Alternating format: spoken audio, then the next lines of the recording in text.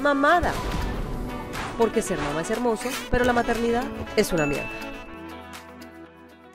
Hola a todos, ¿cómo están? Bienvenidos a un nuevo episodio más de Mamada. Antes de empezar con el episodio de hoy, quiero excusarme con ustedes por la ausencia. Yo sé que desde un principio prometí estar cada jueves sin falta con ustedes, pero en realidad en la práctica me he dado cuenta que hacer un podcast, aunque parezca sencillo, requiere su tiempo, requiere su dedicación y obviamente la maternidad está a la par de este proyecto. Y como ustedes bien saben, yo soy mamá de 2 chiquitos dedicada a la maternidad 24/7. Y claro, hay semanas en que hay que pilotear unas cositas adicionales que como cosa rara en la maternidad están fuera de control, que por más que tú planees tus semanas, porque esto me pasa, esta agenda mantiene llena de planes que no logro hacer, que no logro concretar, pero bueno, lo importante es que estoy aquí, que volví y que quiero que sepan que no los olvido, que siempre los tengo presentes y que este proyecto hace parte fundamental de mi vida, pero pues que tengo que llevar de manera paralela a todo lo que tengo que hacer diariamente. Entonces voy a mirar qué hago, si reestructuro el tema de hacerlo cada jueves y más bien lo voy haciendo de manera esporádica, cada que yo pueda hacerlo, procurando hacerlo súper seguido, ojalá semanalmente. Ahora sí vamos a empezar. El episodio de hoy se llama Del dicho al hecho en la maternidad. Me imagino conocen esa frase que dice, del dicho al hecho hay mucho trecho. ¿Y qué quiere decir? Pues sencillamente que de la teoría a la práctica pues son muchas las cosas que cambian, ¿cierto? Tú puedes estudiar mucho, tú puedes aprender mucho en el papel, pero cuando tú vas a llevar eso a la práctica, a ejercer todo eso que aprendes, te das cuenta que la dinámica cambia mucho y que todo ese conocimiento o esa teoría hay que aplicarla, pero basado en tu vida, basado en tus rutinas, basado en tu forma de hacer las cosas, y la maternidad no es la excepción. Yo escogí una lista de las cosas que para mí fueron las que más se distorsionaron de la teoría a mi práctica. Vamos a empezar con el primer tema que escogí, el destete respetuoso. Destete, ¿qué es destete? Yo ya les he contado que yo alimenté a mis 2 hijos, a Elena la pude alimentar hasta los 9 meses solamente, porque para ese momento yo trabajaba. Con Benjamin, mi segundo hijo, con el cual ya estuve yo 24/7 dedicada a la maternidad, pues las cosas cambiaron porque pues acá no tenía que trabajar, entonces aquí sí pude alimentarlo como quería, a demanda. ¿Qué pasó? Ya cuando llegó el año de Benjamin, me empecé a sentir muy cansada porque en realidad ustedes saben todo este tema de las regresiones de sueño y que cuando van adquiriendo unas capacidades diferentes como caminar, como hablar, como el tema de la independencia y tantas cosas, retroceden en otros procesos. En este caso el sueño es uno de los más afectados. Entonces el proceso del sueño que ya teníamos un poquito adelantado y que él ya estaba durmiendo como por lapsos más largos de 3 y hasta 4 horas, pues de un momento a otro eso cambió y el niño se me empezó a despertar literal cada 40 minutos o cada hora. Pero pues llegó un punto en que eso se volvió supremamente desgastante para mí, porque claramente yo cuando llegaba a la cama a la 8ª vez, siendo la 1:30 de la mañana o 2, ya no tenía la misma capacidad de quedarme despierta para poder esperar a que él se durmiera y yo salirme a volverme a acostar a mi cama. Entonces estuve 2, 3 meses durmiendo solo con él, o sea, terminaba de pasar la noche con él, claramente la pasaba muy mal, porque pues la cama es pequeña, porque no dormía igual de cómoda, porque la verdad que me levantaba como mal dormida, y tú duermes mal un día, 2 días, pero cuando eso ya se te vuelve 1 o 2 meses, ya tú estás obviamente colapsada. Y dije, creo que llegó la hora del destete. ¿Y por qué quiero hablar del destete respetuoso como ese primer tema en la lista del dicho al hecho? Porque cuando yo empiezo a leer sobre el destete respetuoso, cómo tiene que hacerse o cómo la ciencia demuestra que es lo menos traumático para hacer ese destete respetuoso, pues me encuentro que era un proceso paulatino, es decir, que no se debía tomar esa decisión tan drástica y que dejarlo llorar de a poquitos, es decir, que hoy llorara un ratico y ya después darle, y a los segundo día que llorara un poquito más y después darle, no ofrecerle pero tampoco negarle. Pero cuando yo quiero tomar la decisión, yo no quería implementar esa teoría, yo quería era no más y se acabó. Me dolió como ustedes no quieran, obviamente a uno le duele mucho tomar ese tipo de decisiones, obviamente la señora culpa llega y toma su lugar y empieza como a retumbar aquí de pero es que tú tienes ese alimento ahí, no te cuesta nada, a él le hace bien, a él lo sigue alimentando, también tienen un vínculo hermoso que tú estarías cortando de raíz. Si para él es más fácil dormirse así, ¿por qué ponerlo a que sufra buscando cómo dormir de otra manera? Una cantidad de cosas que empiezan a retumbar en la mente y que le hacen a uno sentirse como la peor mamá del mundo en ese momento. Pero el cansancio mío sobrepasaba todo eso y era mayor y dije, no me importa nada. Entonces en ese momento en la práctica me tocó romper completamente esa teoría y el destete no sé qué tan respetuoso fue, solo sé que lo desteté. Del dicho al hecho, aquí hubo mucho trecho. El segundo tema importante, los desbordes emocionales, abrazar las pataletas. Ese es uno de los temas más retadores para mí. No sé por qué no tengo la paciencia, no nací con la paciencia suficiente para aguantar tantas pataletas. De verdad que tenemos guerras de poder varias veces al día, todos los días. Hay unos días que tenemos solo una o dos, hay días que tenemos hasta 5. ¿Por qué? Depende de muchos factores, depende de cómo está ella, depende de cómo estoy yo, hasta qué punto es el límite de decir no o sí, y si es un no y es una pataleta, cómo aguantar esas pataletas, cómo aprender a ayudarle a pilotear a ella esas pataletas cuando yo también me desbordo emocionalmente, cuando vamos a la tercera pataleta del día. Eso del dicho al hecho, me parece a mí que hay mucho trecho. Les voy a contar de un perfil en Instagram que yo sigo que se llama Mamá con Amor. Ella es una mujer súper tesa, yo la admiro un montón porque me sirve mucho, mucho todo lo que ella comparte en su cuenta. Es un contenido de altísimo valor para las mamás. Y todo el tiempo la estoy escuchando, la estoy leyendo, la estoy viendo y trato de aplicar todas esas herramientas que ella me da y me funcionan mucho. Y nada más la semana pasada estuve hablando de un tema súper importante que yo nunca había escuchado, la epigenética.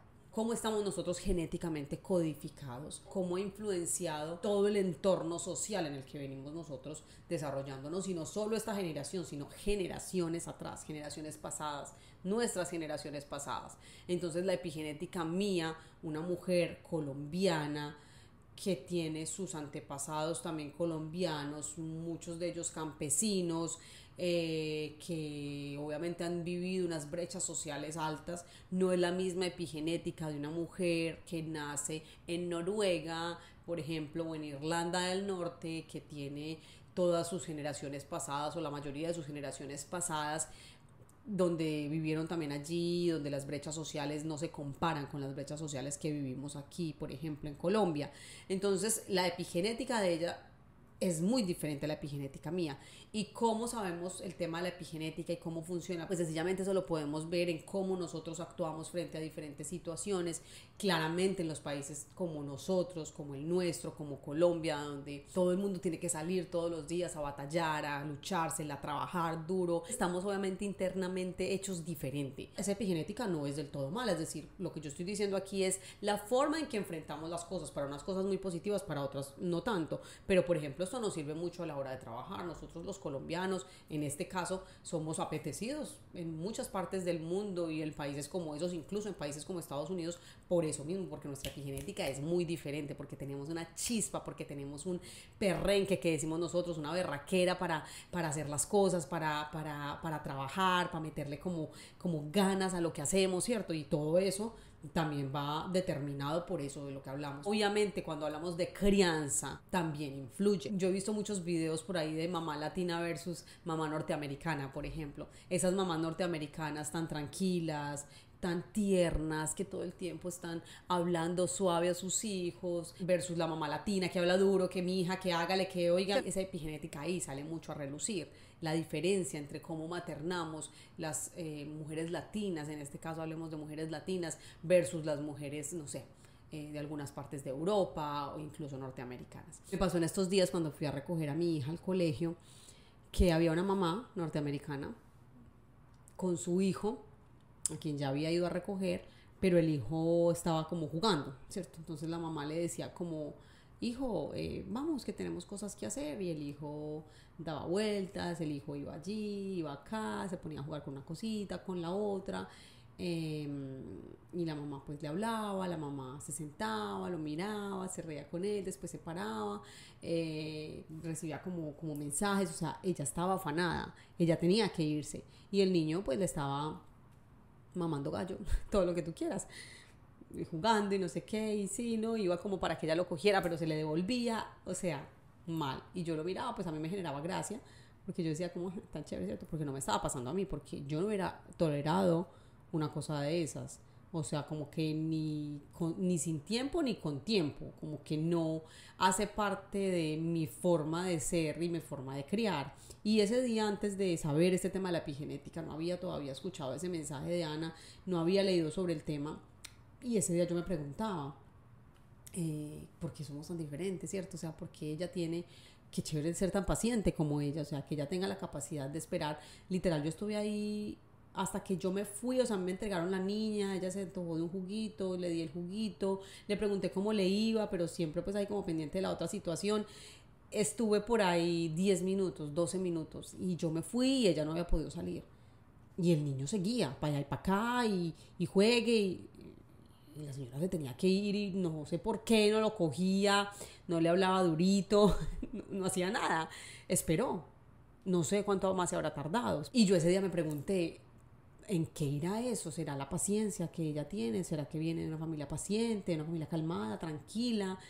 ¿Por qué yo no soy así? ¿O por qué se me dificulta tanto ser así? O sea, yo en esa situación creo que ni siquiera me va a pasar esa situación, porque mi hija, yo a mis hijos, y más que yo tengo un carácter fuerte, tengo un temperamento alto, entonces yo a mis hijos los amo y les hablo tiernito y obviamente les doy mucho cariño, pero cuando yo necesito algo yo hablo y yo hablo y hablo duro y hablo golpeadito y hablo fuertecito, y eso me ayuda, para mí, pues lo que yo pienso es mi perspectiva, me ayuda pues a que ellos obedezcan, porque pues como que es el deber ser, ¿cierto? O sea, si yo te voy a recoger, nos tenemos que ir por algún motivo, pues nos vamos. Es que no hay como discusión, ni hay como, no, en ese momento nos vamos. Yo no me voy a quedar acá parada esperando que tú juegues cuando puedes jugar en otro momento, o cuando nos podemos ir para la casa, allá juegas, o cuando vamos para el parque, allá juegas, pero pues yo tengo que ir.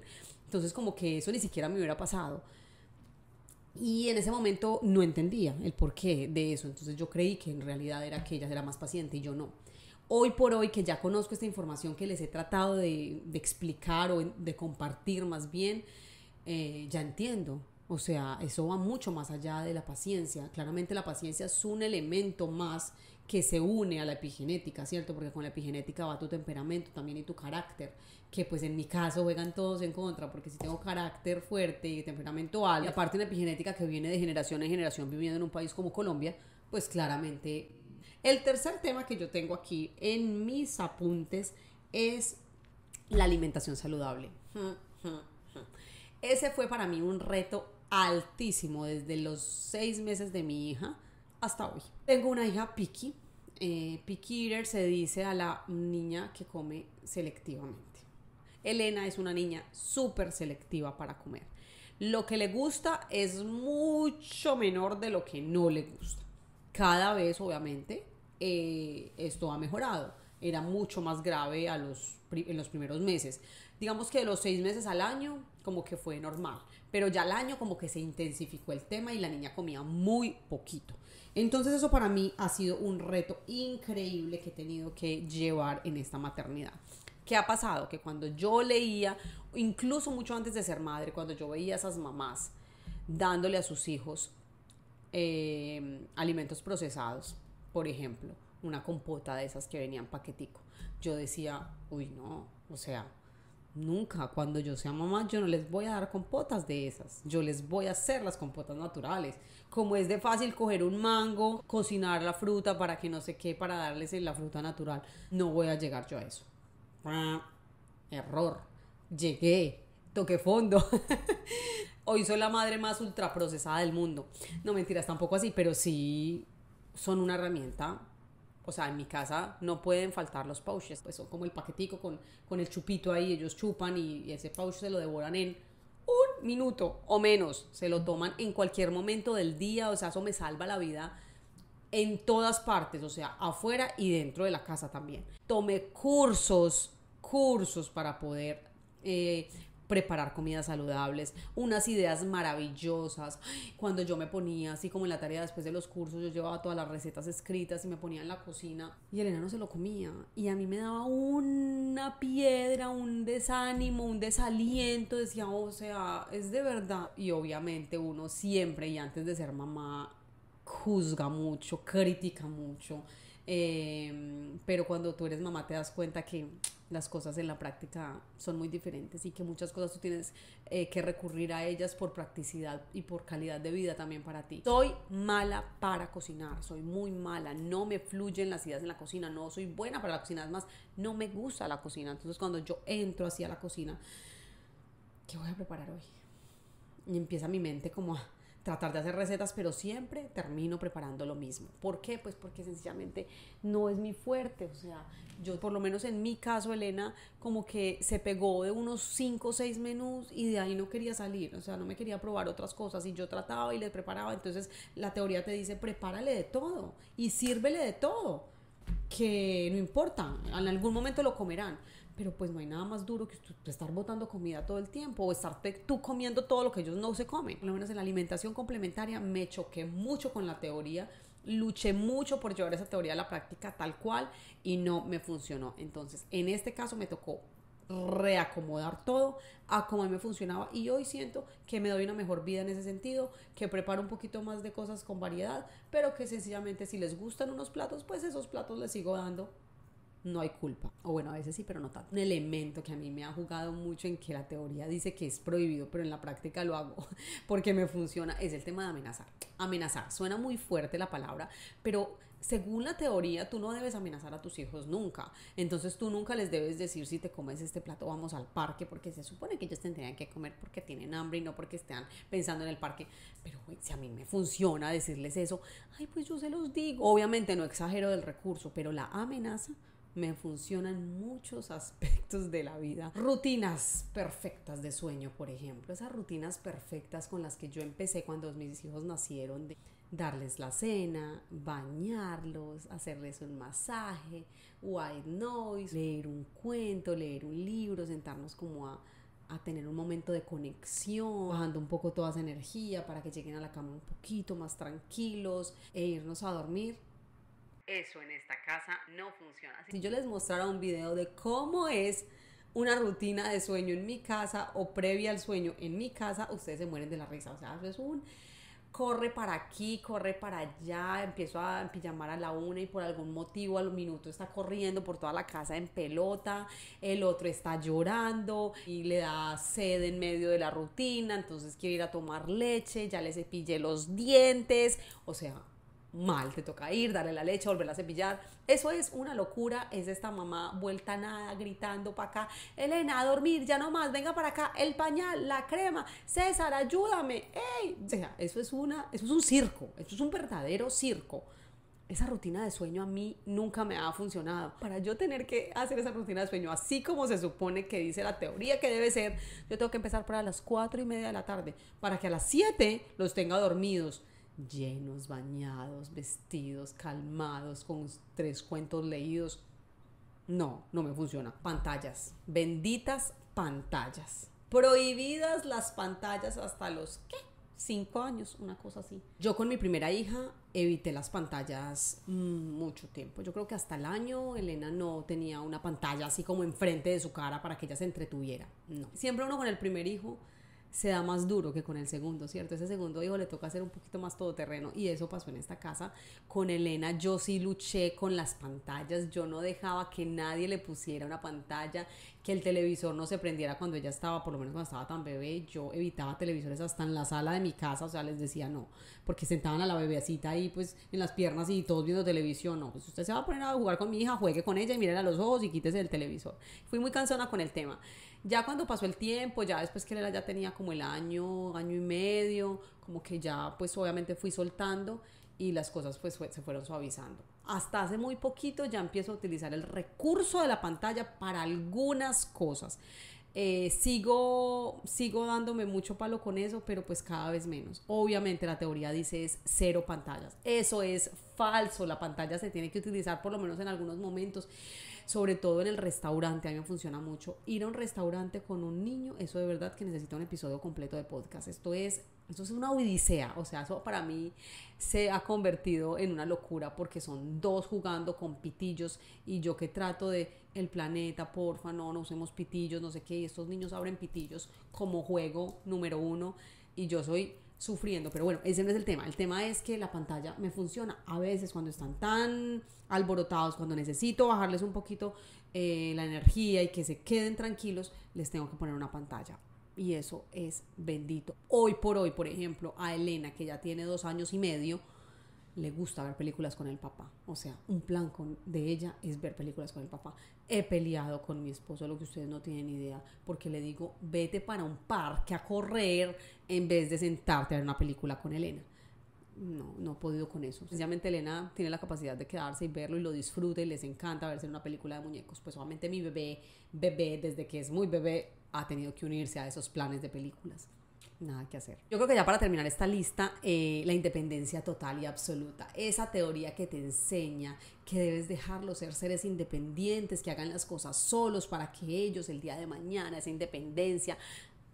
Claro, en la teoría suena divino, en la práctica es chévere, yo espero que Elena haga 1, 2 procesos, 3 procesos, pero ya llega un punto en que ya no, todo lo pueden hacer solos, por más que yo sepa que ella pudiera hacerlo, no tengo yo el tiempo quizás o la paciencia para que haga ciertas cosas en cierto momento, así eso tenga que desencadenar un berrinche, pasa y nos pasa todo el tiempo. Elena todo lo quiere hacer sola en este momento, entonces yo la dejo hacer algunas cosas, que se vista sola, incluso que escoja su ropa sola, pero tú cómo le explicas a un niño que no siempre se puede, pues no, así le diga, para ella pues es difícil entenderlo y le cuesta, entonces hay momentos en que ya estamos listos para salir, ya ella está vestida, ya ella está lista y pues yo estoy preparando un café pero ella quiere revolver, entonces hija no, es que te puedes llorar, ¿quieres revolver?